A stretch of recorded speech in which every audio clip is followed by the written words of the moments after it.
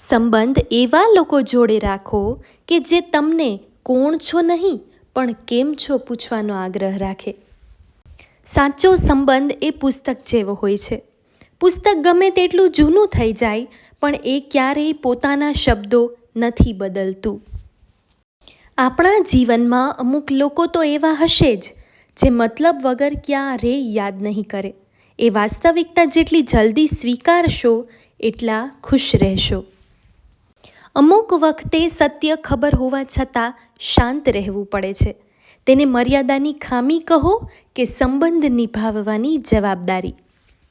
સંબંધોને સ્વાદિષ્ટ બનાવવા હોય ને તો એમાં શેર અને કેર નામના 2 મસાલા ભેળવવા પડે. સંબંધ ટકાવી રાખવાના પ્રયાસ બધા કરતા જ હોય છે, પણ અફસોસ માત્ર એ વાતનો છે કે આ પ્રયાસ શરતને આધીન હોય છે.